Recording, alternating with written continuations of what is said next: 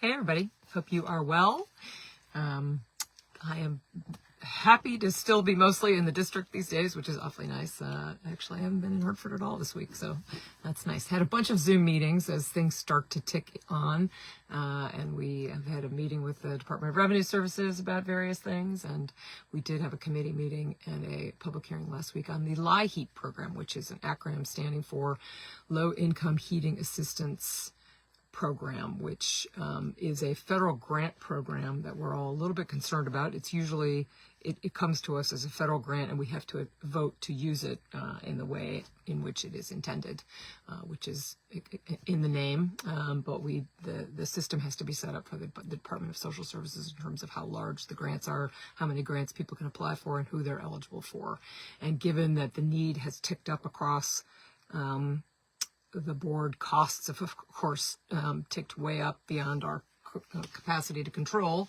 How do we manage that? And so far, we are managing that, but we have, as we have considered in the past, whether we need to add state resources to that, we don't yet, but we're keeping tabs on that.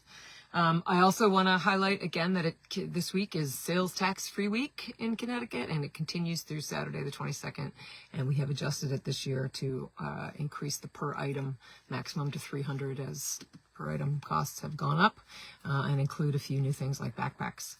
So if you're shopping to go back to school, keep that in mind. And then I wanted to highlight something that we get to do a little bit more this time of year in particular, which is to present citations to people.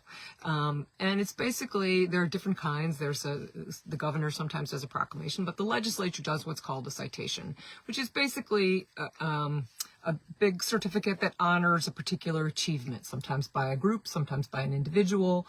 And it's, a source of joy and pleasure for those of us who get to present them. And I did a surprise one this week with some co-conspirators for a low-key Vietnam War veteran on the occasion of his 80th birthday.